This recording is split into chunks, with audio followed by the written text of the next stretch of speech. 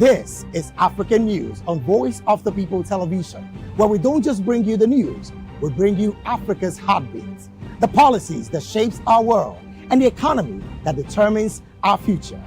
African News on Voice of the People Television. Stay with us. Voice of the People, you can hear me now. My name is Patrick Doyle, and I wish that you continue to echo the voices of the people. Big up VOP TV. My name is Suibifa Dokubo. Please keep watching VOP TV. Hi, my name is Kwekumali Ikena Onyekwena, and I am with the Voice of the People TV. Now, if you're looking for the veritable channel for information, politics, robust discussions, you don't need to go far. VOP has you. VOP will always have you. Thank you. Hi, my name is Patrick Diabwa, aka Ibani Chuka.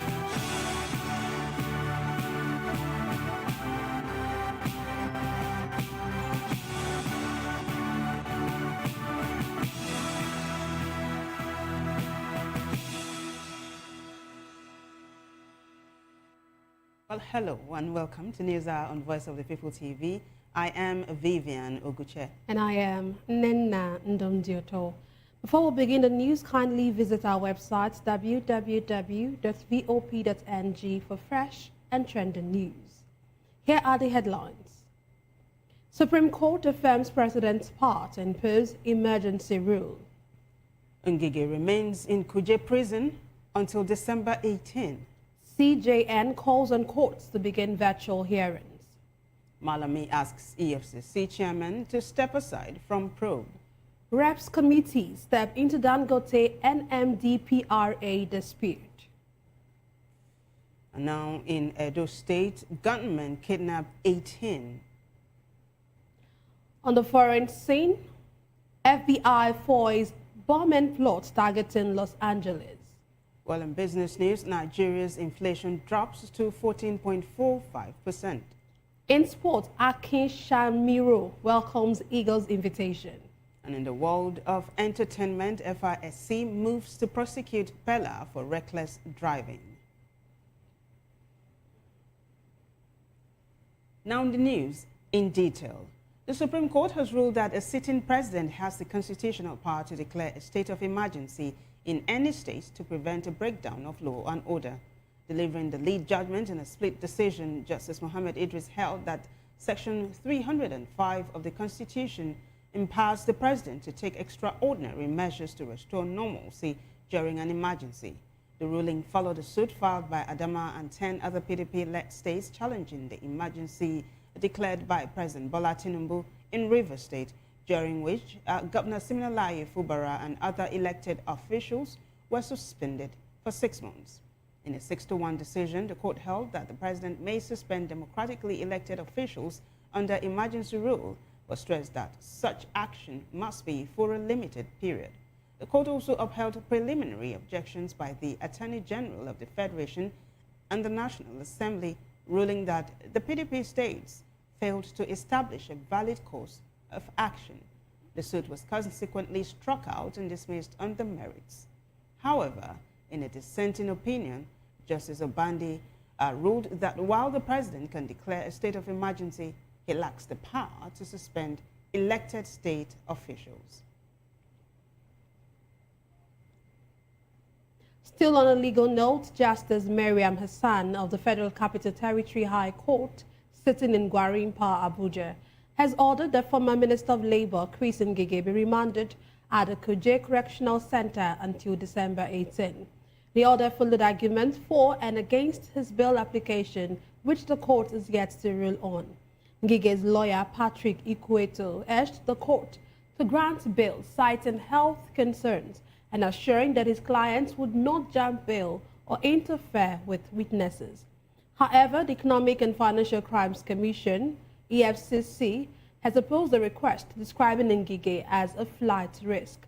EFCC counsel Sylvanus Tahil told the court that Ngige failed to report back after being granted administrative bail and permission to travel abroad for medical treatment, adding that his international passport was never returned. Tahil dismissed Ngige's claim that the passport was lost as an afterthought and urged the court to to reject the bail application. In the meantime, the Federal High Court in Lagos has dismissed a suit seeking to declare the Nigerian Christian Pilgrims Commission and National Hajj Commission Acts unconstitutional. Justice Akintayo Aluko ruled that the applicant, the Human Rights and Empowerment Project, failed to prove that the laws violated Sections 10 and 42 of the 1999 Constitution. The group had asked the court to restrain the federal government from funding or subsidizing Christian and Muslim pilgrimages, arguing that such support was discriminatory and amounted to the adoption of a state religion. The court held that there was no credible evidence that the acts promoted a state religion or violated the right to freedom from discrimination. On claims of misuse of public funds, Justice Aluko noted evidence showing that Lagos State saved 4.5 billion naira over 3 years after ending pilgrimage sponsorship and redirected the funds to infrastructure. The judge added that reliance on newspaper reports amounted to hearsay and could not sustain a constitutional claim. Concerned by the growing backlog of cases, the Chief Justice of Nigeria, Justice Kudirat Kekere-Ekun, has urged courts across the country to adopt virtual hearings. She said traditional courtroom procedures alone can no longer cope with the volume of pending cases. The CJN spoke at the opening of the 2025-2026 legal year of the Federal High Court, noting that the court's workload is increasing in both volume and complexity. She cited technology-driven crimes, financial innovations, cross-border commercial disputes, terrorism-related cases, and evolving regulatory frameworks as key challenges. Meanwhile, Chief Judge of the Federal High Court, Justice John Sohu, revealed that 161,999 cases were carried over from the 2023-2024 legal year, with an additional 19,925 new cases filed, bringing the total to 181,924. On the spot, the Nigerian Bar Association, through its president, Affirms Osigwe, called for improved institutional integrity within the judiciary. To another case we have been following, former Attorney General of the Federation and Minister of Justice Abubakar Malami has called on the chairman of the Economic and Financial Crimes Commission, EFCC, to recuse himself from an ongoing investigation and threatened prosecution. Malami described the probe as a politically motivated witch hunt, alleging that it is driven by personal animosity following his recent defection to the African Democratic Congress, ADC. He claimed the EFCC chairman harbors a long-standing grudge linked to the Justice Ayo Salami Judicial Commission of Inquiry, which investigated corruption allegations within the commission during his tenure.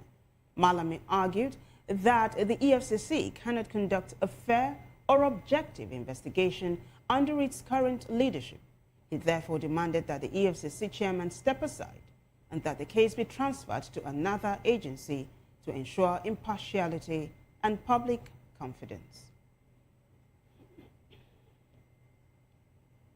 Away from that, announced legislative matters, the House of Representatives Joint Committee on Petroleum Resources has intervened in the disputes between Dangote Refinery and the Nigerian Midstream and Downstream Petroleum Regulatory Authority. The committees have invited both parties to present their grievances and appealed for a halt to media hostilities pending the investigation. Chairman Ikenga Ugochinyere and Henry Okoje expressed concern that the tension could undermine recent stability in the sector. Ugochinyere said their committees acted swiftly to prevent escalation and stressed that a clear understanding of the issues is needed for the National Assembly to broker lasting solutions in the post-subsidy era. And away from that story, the Senate is advocating for electronic and integrated civil records to improve national planning. Chairman of the Senate Committee on National Identity Card and National Population, Victor Ume, made the call at a public hearing in Abuja on a bill to establish a digital civil registration system for births and deaths.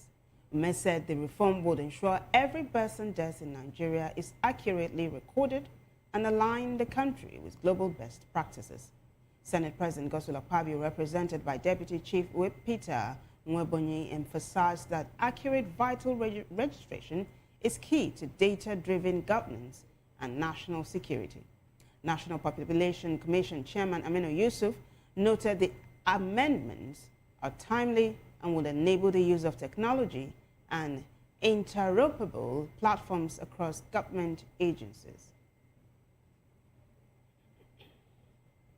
Away from legislative matters, the Minister of Defense, Christopher Musa, says the operational capacity of terrorists, bandits, and other criminal groups has been significantly degraded across multiple theaters. Musa spoke at the 2025 Chief of Army Staff Annual Conference held at Abati Barracks in Lagos State. He attributed the gains to the courage of troops, improved planning and execution, and stronger joint and multi-agency operations. The minister described the conference as a key platform for reviewing the Army's operational readiness and aligning future strategies with national security priorities. Lagos State Governor Babajide Sanwo-Olu said there can be no lasting development without security, stressing the need for a capable, supporting the Nigerian Army within the state and beyond.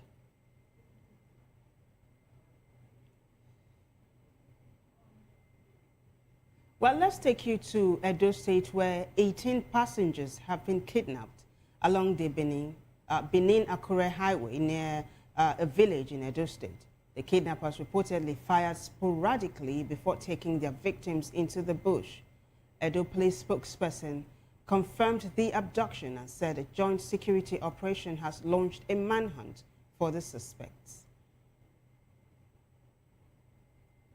Moving on, security officials say troops under Operation Mesa have rescued 3 of 5 residents abducted in a recent attack on Lakwaya Village, Gwazo local government area of Kano State.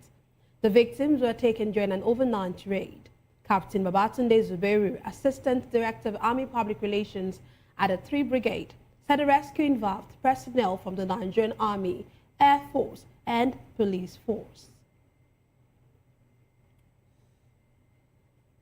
Over now to Borno State, where the police command has recovered an unexploded ordnance in Maiduguri, averting a potential explosion and threat to public safety.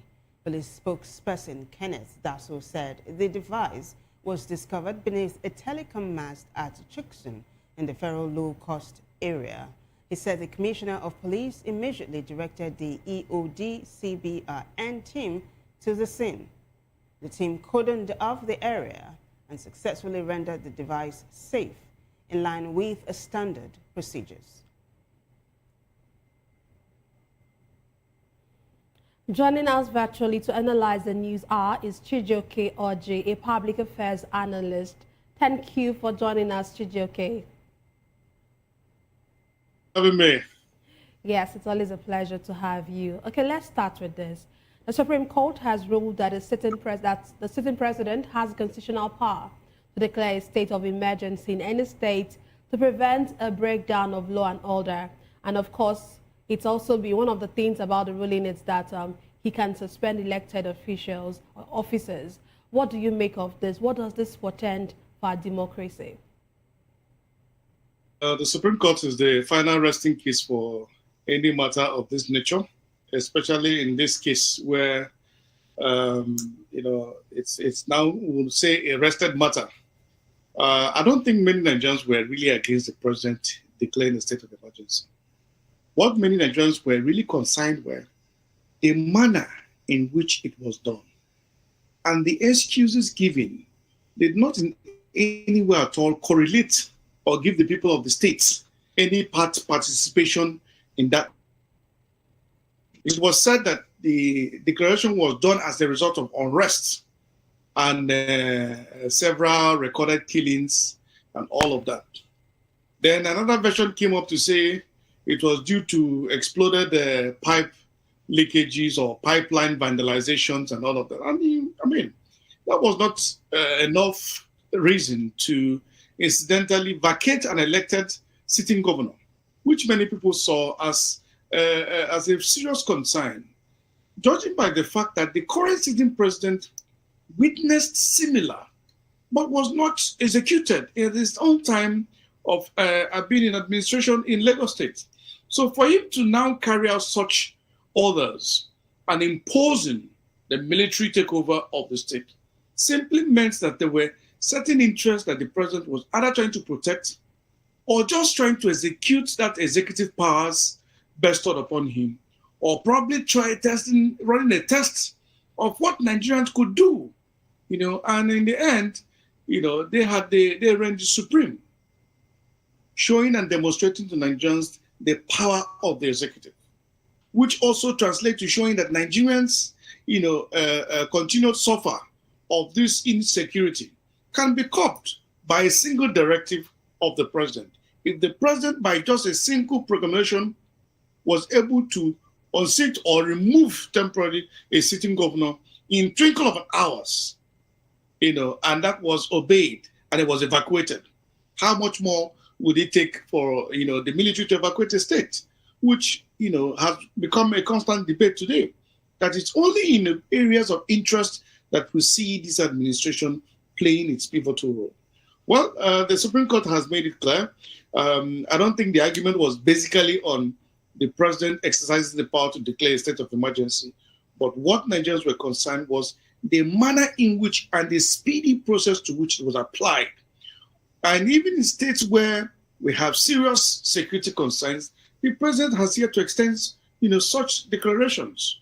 So we do hope that Nigerians would speak up, especially to telling the president that the laws are made for man, not otherwise.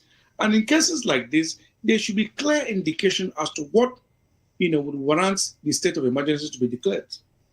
All right, Chijoke, you said one of the things Nigerians are picking bones with is the modus operandi, the way and manner in which the emergency rule was declared. Take a listen to what one of the justices said in the ruling. He said that while the president can declare a state of emergency, he lacks the power to suspend elected state officials, which is one of the other things that Nigerians are actually, resisting. They're saying, look, you can declare a state of emergency when there is a breakdown of law and order, but you don't have the right to suspend elected state officials. You agree? You see, the issue is, that's where I usually have problems with our legal luminaries. It's difficult to interpret the same laws that they have spent several years studying, and in most cases, some have been granted the noble name of senior advocate. It's still the same confusions that we have with, because these individuals that execute these laws are being advised by lawyers, and in most cases, they're advised by legal, which the president is not short in demand of. This is not only peculiar to the president. Just a few days ago, Cross River State also, removed an elected a local government official from the state, using the state assembly. And it is stated clearly that for a local government chairman, except in otherwise, will only be removed by the parliaments at the local government, which indeed is meant to be constituted, and I believe is running in this case. We have always seen a situation where interpretation of the law, it's about who is speaking or who is speaking for.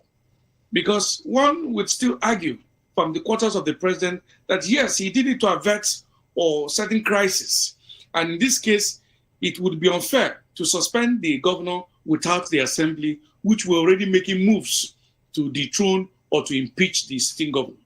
So that it felt to balance the equation was to suspend the lawmakers, which the lawmakers welcome wholeheartedly, and then also the sitting governor, which indeed the people still feel aggrieved by the way and manner the governor was cornered in, even though we now see that there's a violation of the interpretation by the president and his executive arms in removing the sitting legislative arm of the states.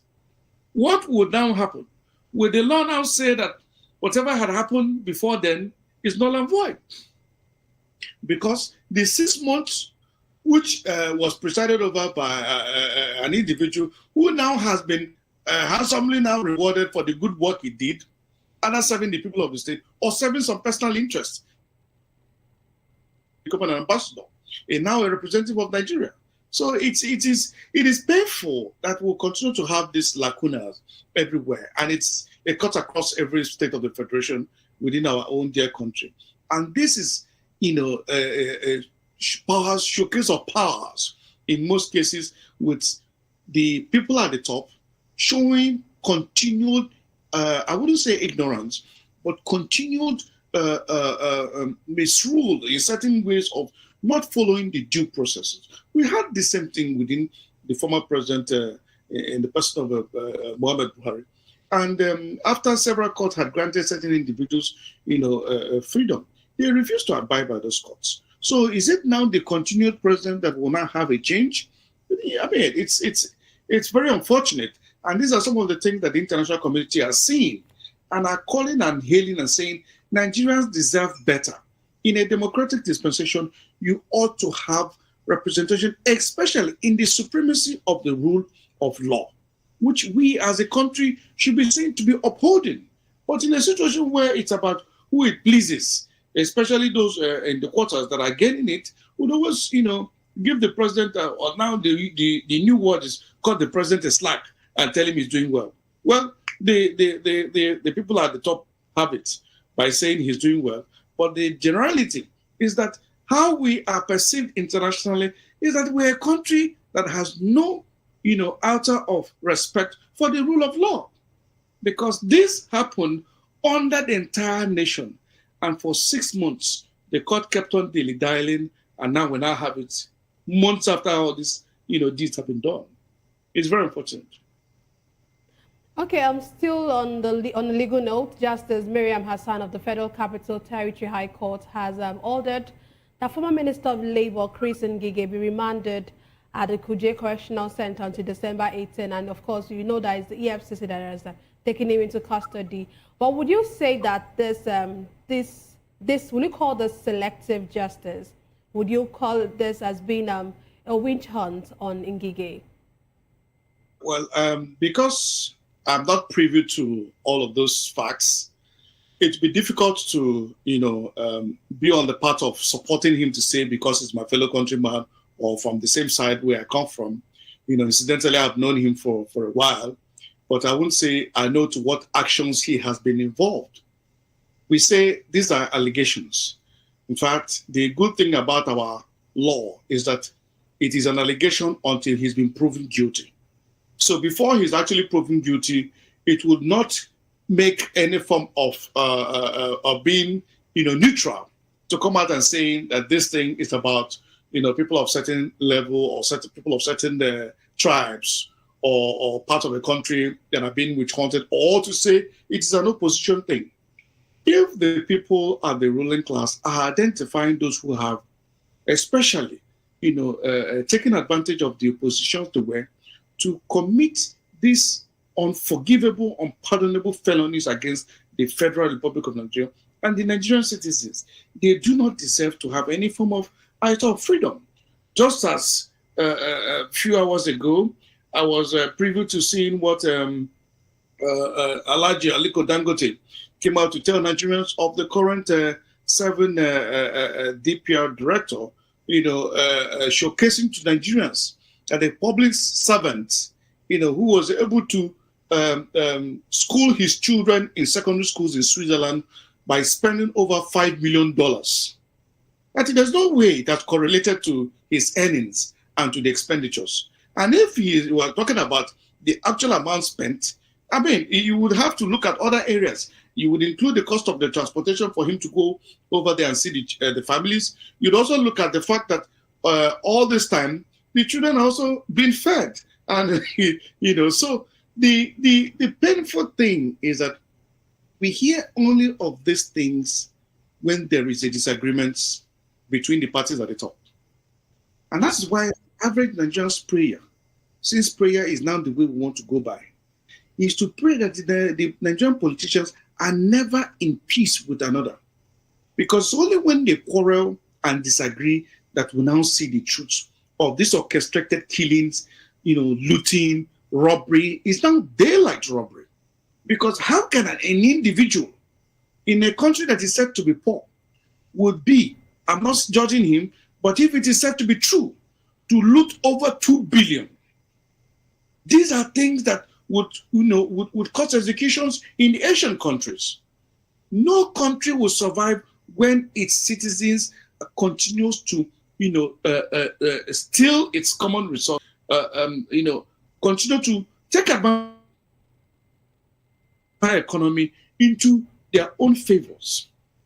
If indeed the truth, the allegations being laid by Aliko Dangote is true, then it simply means that Nigeria is in trouble, a bigger trouble, for which many of us know that these things did not start today. It is only when the individuals cross their paths when I hear the truth. But it also goes to show the level of, I wouldn't want to be too harsh on the security agencies, but it shows that they have failed in their own responsibilities. If a private individual was able to go dig out these informations and bring it to the public and call it the Federal Republic of Nigeria under the same government that has appointed the same individual, which indeed still stands as an allegation until he's been proven guilty. But it is expected that the security agencies, the DSS, the NIA, and the various security apparatuses, including the EFCC and the ICP, should have been the ones digging out these informations and ensuring that these individuals are not just sent to prison, but the entire whole funds are recovered. It was under the same country we had a former group managing director of NNPC, when they recovered about $9 million stacked in his village. It was said to be a gift. A gift by who?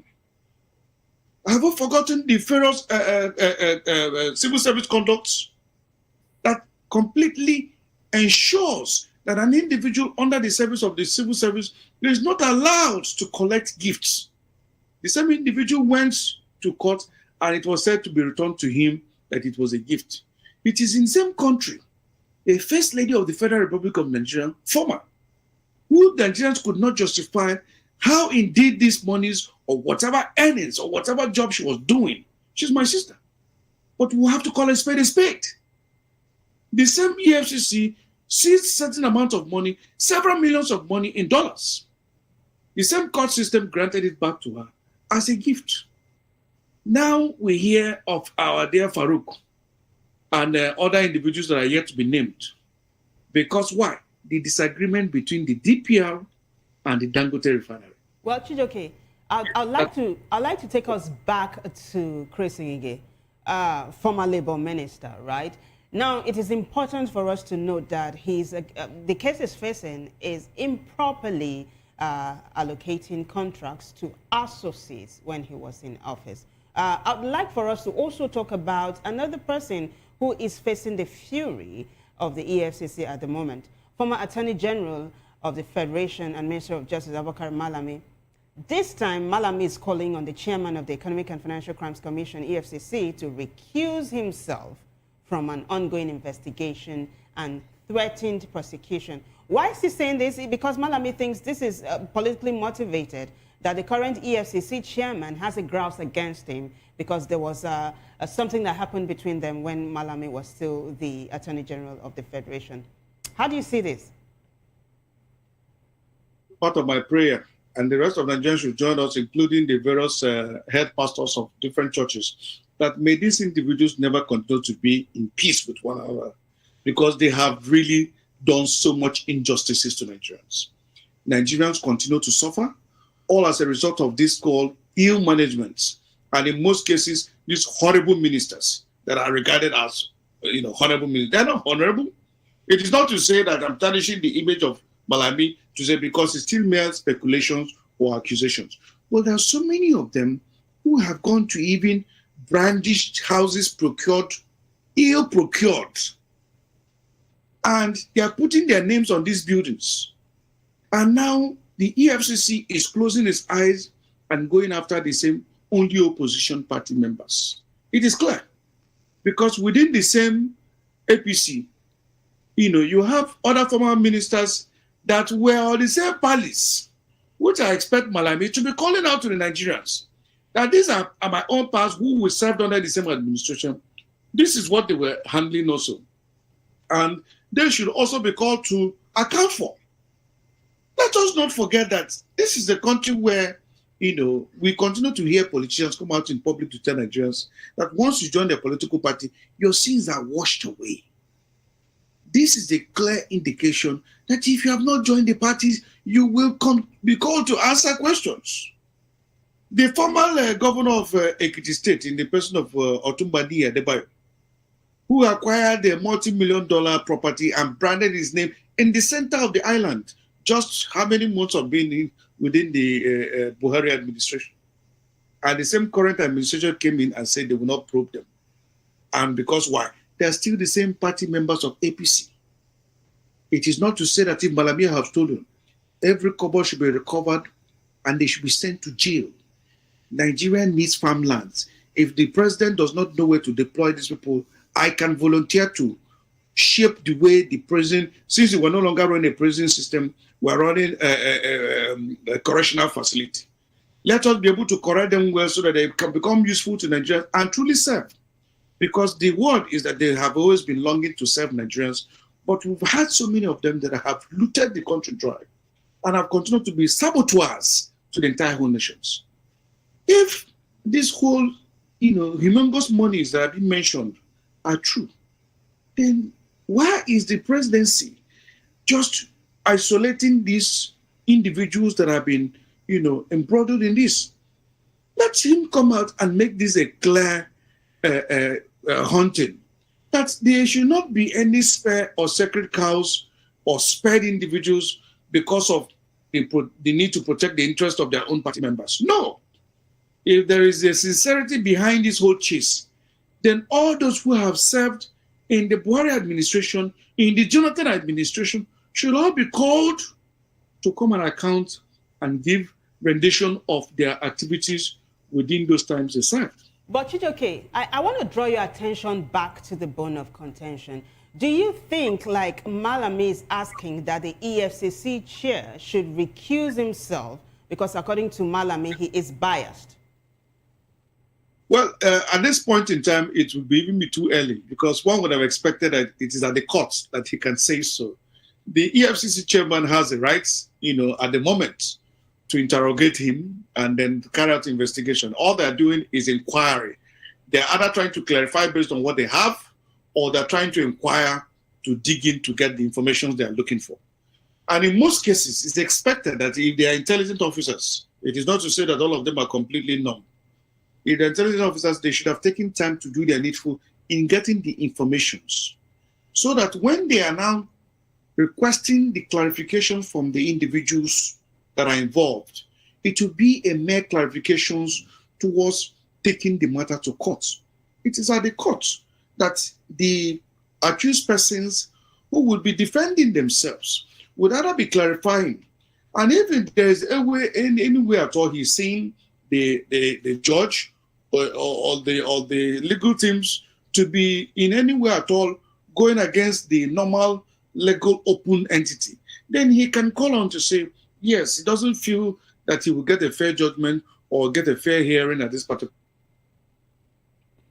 request for a recuse of the judge. If he feels that the judge is actually being biased, in most cases now we're now seeing people that it is now being said that some judges are APC members, and they're not even ashamed to say it or declare by their continued party members in parties. So if Malami is being called upon and he feels at this early stage, I feel it's early to begin to condemn the EFCC chairman. I would have, if I were in his case or in his position, be able to provide a contrary, not just opinion, but a documentation to showcase that all that they're labeling is completely false and have no ground standing to even begin to be detained for any reason.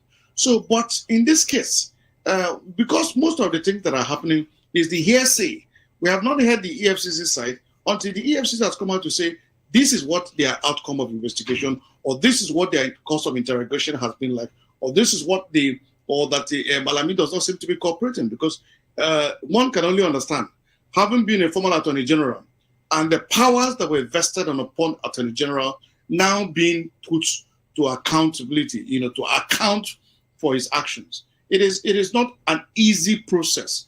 And in most cases, one would have expected, or he'd probably be expecting, to be accorded a certain level of respect or considerations. We had a former Attorney General in the form of, I think, Andor Koso, who, had the same similar issues.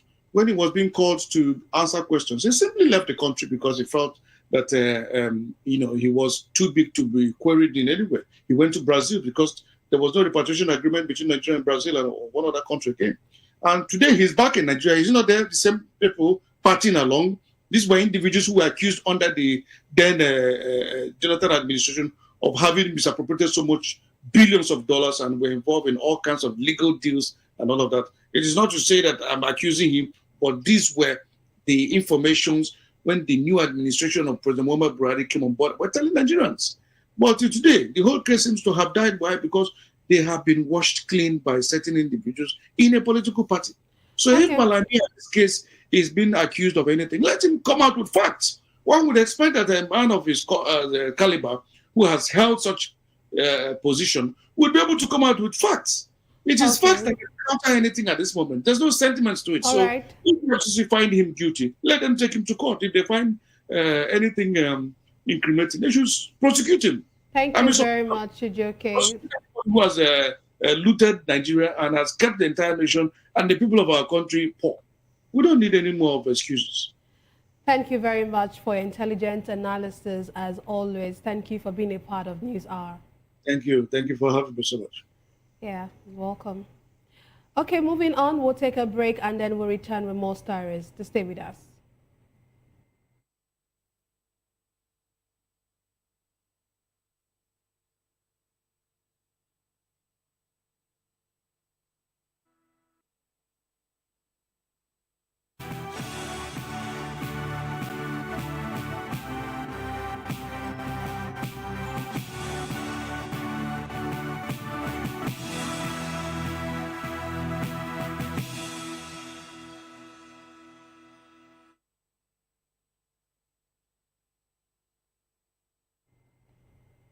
Glad to have you back. The Joint Revenue Board has urged security agencies to act swiftly against illegal roadblocks used to collect taxes, levies, and other charges along the country's transport corridors. The call was made in a communique issued after the board's 158th meeting in Abuja. The board also called for the complete abolition of road stickers and similar instruments, whether issued by state or non-state actors, saying the use is illegal. Well, turning to other stories, students are calling for fair implementation of the federal government's nationwide ban on admissions and transfers into senior secondary school 3 in public and private schools, aimed at curbing examination malpractice. VOPTV's Matthew Gumswada has more in this report. In a bid to curb examination malpractice, the Nigerian government has announced a nationwide ban on admission and transfer into senior secondary school 3 in both public and private schools. The Federal Ministry of Education made the announcement through a statement signed by Boriowo Folashade, the Director of Press and Public Relations. Folashade explained that the decision follows growing concerns over rising cases of examination malpractice, including the use of the so-called special centers during external exams. According to the statement, the new policy will take effect from the 2026-2027 academic session. Admissions and transfers will now be restricted to senior secondary school 1 and 2 only, while moving into SS3 will no longer be permitted under any circumstance. As Voice of the People TV, we got the opinion of students towards this new policy. What I think is that they should only admit students from SS1 and SS2, because you don't know the background where the other students are coming from. If you admit them in SS2, you don't know the background they are coming from. They might be coming from some schools that do examination malpractice. Not all schools that do it, so they might be coming from a background that maybe some public schools or some other school that do examination malpractice. Then they come to a private school, and the private school is known that they don't do any examination malpractice. They now take them SS3. They write WAEC, JAM, then they catch them doing examination malpractice. They can just they drag the name of the school into the mud. I feel that students being allowed in JSS1 and JSS2 and SS1 and SS2 into other school is like a threat from another school that is of lower standard can come to a school of higher standard, and the child might not know how to develop himself within that school community, which can limit him or her, leading to lower grades and school dropouts. I think that instead of doing only SS3, they should start working on ways to keep them from doing examination and practice like that. Start hiring people, start, examining people. When they catch one, they should show everybody like the punishment for all these things, so they should stop. As the new policy takes effect in the 2026-2027 academic session, all eyes remain on schools and regulators to ensure full compliance. For now, many students remain hoping that this new policy would help strengthen Nigeria's education system and curb examination malpractice for good. Matthew Ogunswada, reporting for Voice of the People Television. Matthew, thank you. Well, let's take you to Edo State, where Governor Monday Polo has inspected ongoing roadworks in Ogege and Old Sapele roads in Benin City, urging contractors to accelerate progress. Our correspondent, Oroda Johnny, has more. On Sunday carried an unscheduled inspection of ongoing construction on Ogege and Old Sapele roads in Benin City. Speaking during the inspection, he said the visit was to assess progress, noting the dry season offers a limited window for speedy completion. While satisfied with the quality of work, he directed contractors to increase the pace to meet timelines. Now that I'm here, I've seen the extent of what they are doing, and they are doing very well. And I still need them to buckle up, to be faster than what I'm seeing now, because we just have 5 months for the dry season. When we came here last time, people here think it will never be possible. The reason why we do this road is because of what I heard over the radio, that a child died on this particular street. Erosion took a child away. And that is the essence of me visiting at that time. But today, in the next few days, it will become a history. The 4.1-kilometer project was initiated following residents' complaints over erosion and safety, with the administration pledging to deliver durable road infrastructure across the state. In Benin, Rhoda Johnny, BOP TV News. Well, so thank you very much, Rhoda, for that. On the foreign scene, 4 people are facing criminal charges over a forward bomb plot targeting multiple sites, including U.S. immigration agents.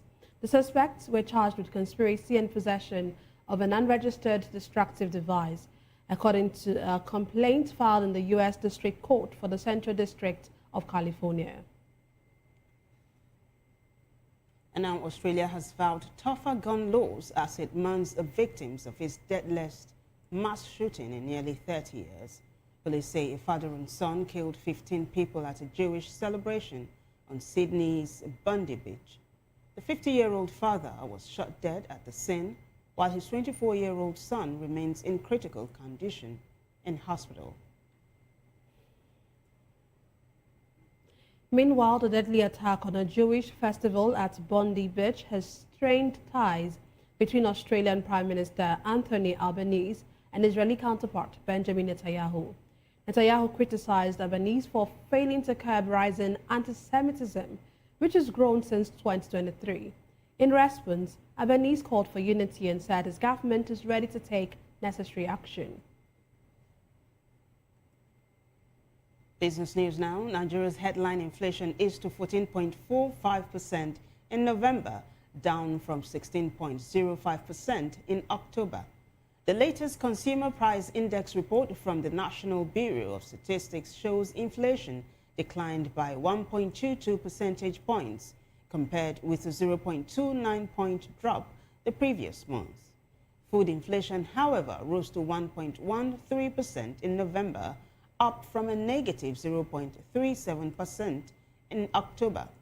The MBS attributed the increase to higher prices of items such as tomatoes, cassava, periwinkle, pepper, eggs, crayfish, melon, oxtail, and fresh onions. Still in business, the Nigerian stock market traded 553.2 million shares valued at 13.3 billion naira in 28,907 deals on Monday, down slightly from Friday's 571.7 million shares worth 29.04 billion naira.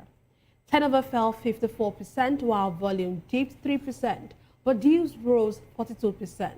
Despite this, the equities market opened the week slightly positive, with investors gaining 3 billion naira in value. Market capitalization rose to 95.267 trillion naira, and the all-share index climbed 4.62 points to 149,437.88.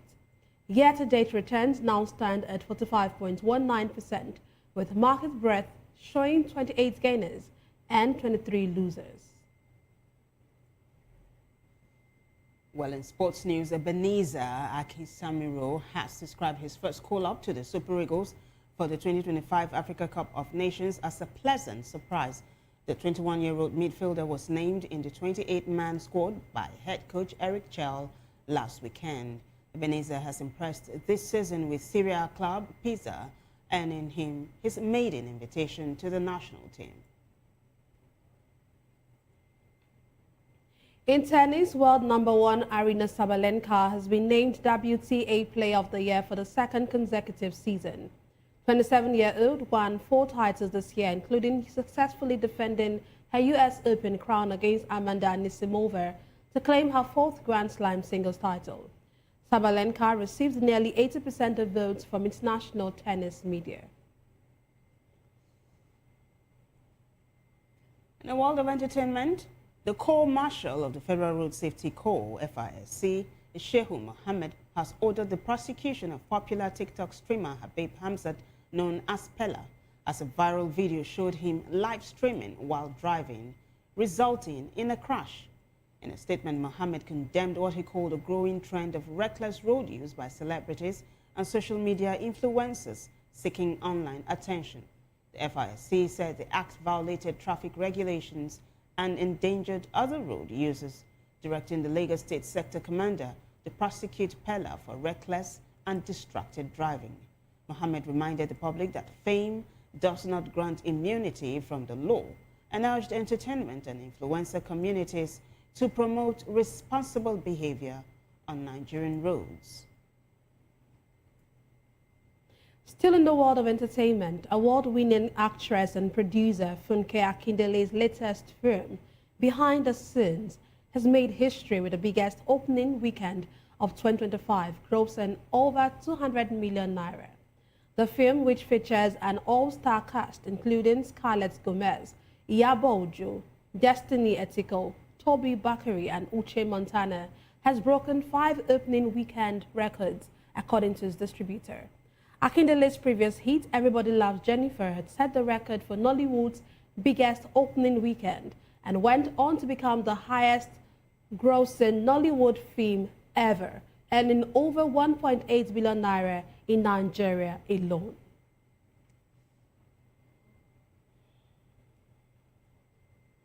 And that wraps it up for us in News Hour. But before we go, a quick look at the headlines. We told you that the Supreme Court has affirmed President's power to impose emergency rule. Also, Ngige remains in Kuje prison until December 18. We also told you that the CJN has called on courts to begin virtual hearings. Malami asked EFCC chairman to step aside from probe. Reps committee step into Dangote NMDPRA dispute. Gunmen kidnap 18 in Edo State.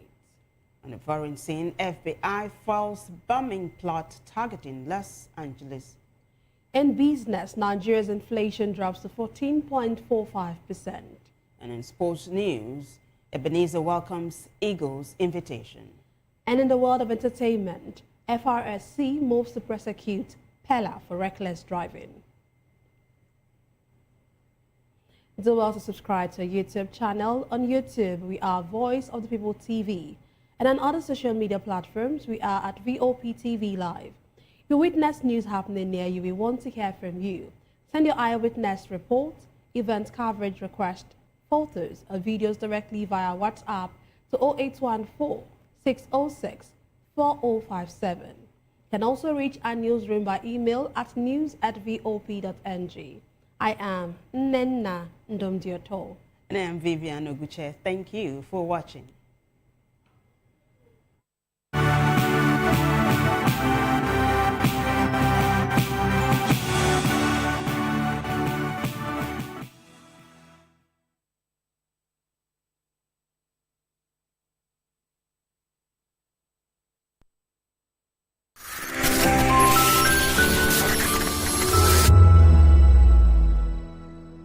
In a world where truth is the ultimate power and opinions scream the loudest, it's time to wade through the noise. Hunger no get tribe! Hunger no get religion! And scan the human interest and trending topics that matter.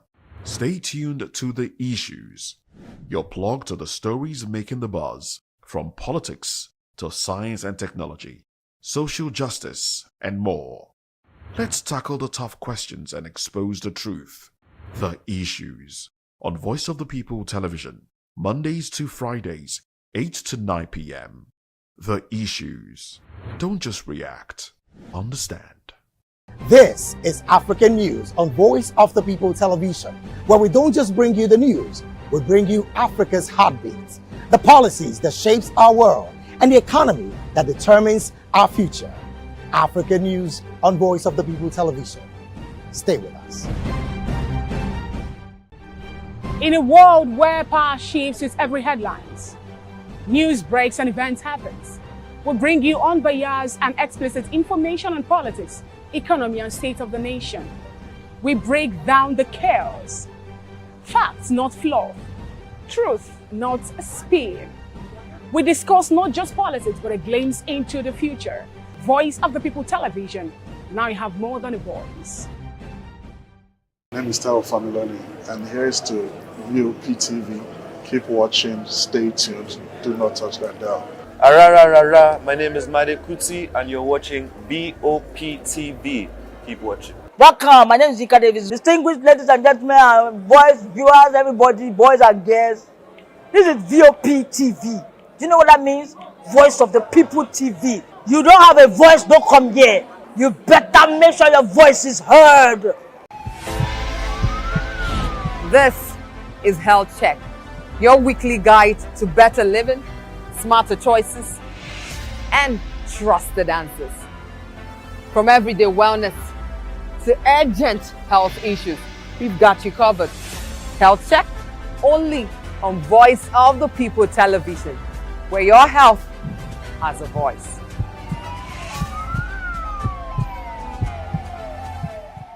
Behind every broken desk lies a broken promise. Education shapes the nations. But who is asking the right questions?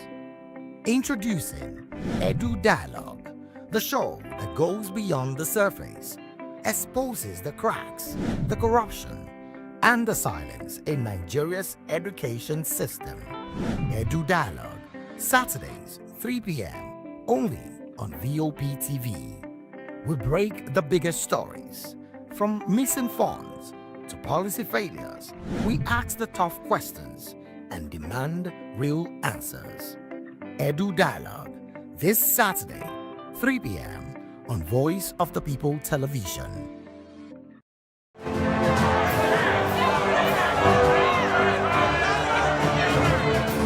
Do you want your voice to be heard? Do you know that you matter in the scheme of things? The People's Voice, the show where ordinary citizens take center stage as we discuss the biggest stories that affect you and I. With you in mind, we facilitate lively discussions, debates, and interviews on the topics that matter most to you and I, from social justice to economic empowerment, education to healthcare, governance, and more, tackling tough topics and amplifying your voice. Join the conversation and make your voice count. The people's voice. Make your voice count. Are you ready for the extraordinary? Something big is happening on your screen.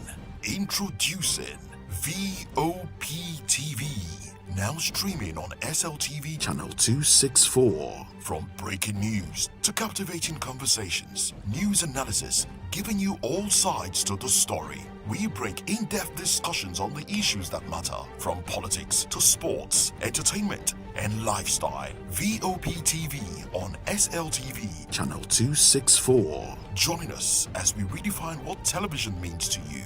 Voice of the People Television, VOP TV. Now you have more than a voice.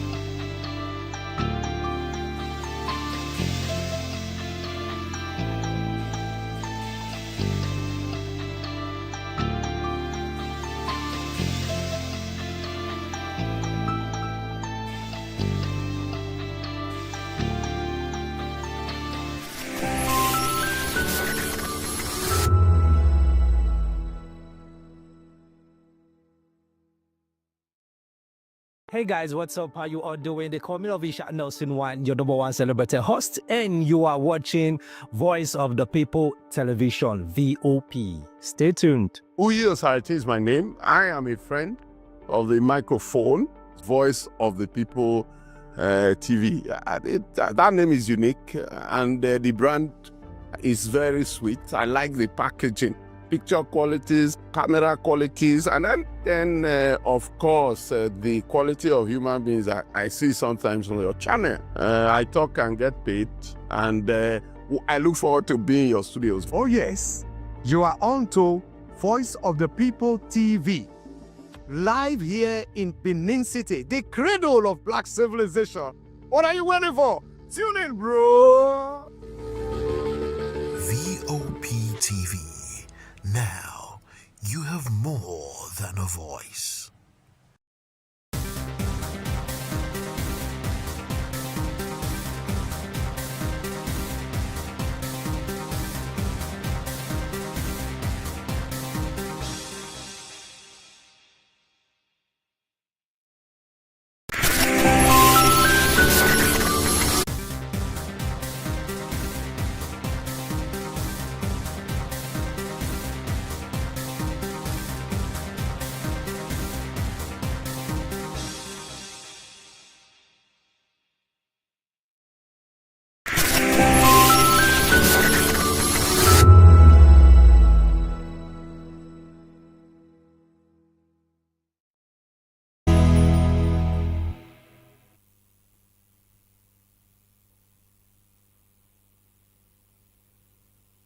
Good morning and welcome to VOP This Morning. With each passing day, we inch closer to Christmas. Today is the 15th.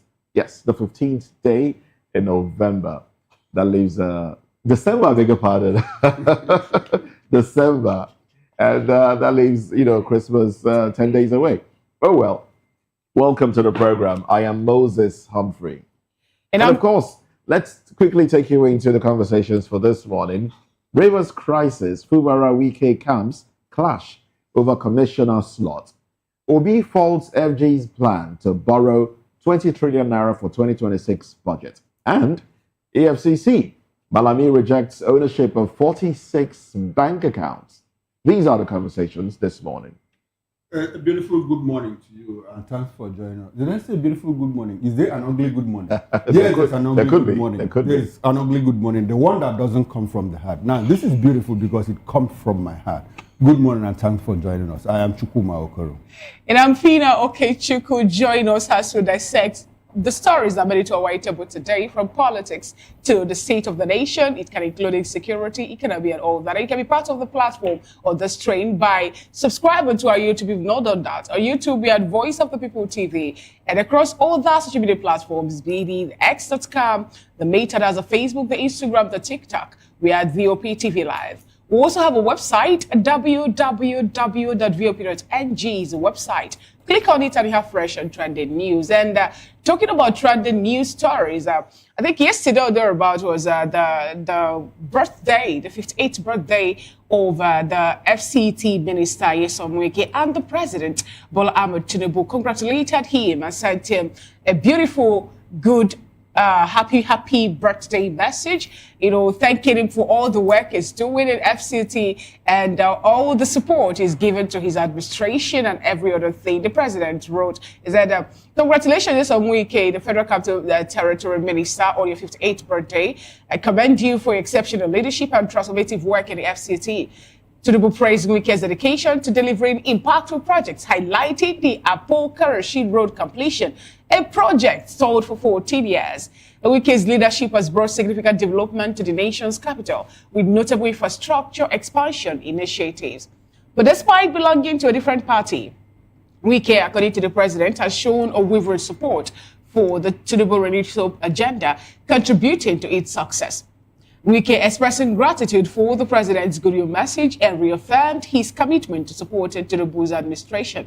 He stated that criticism of any kind would not deter him from backing the president, citing his action as guided by principle of character and integrity.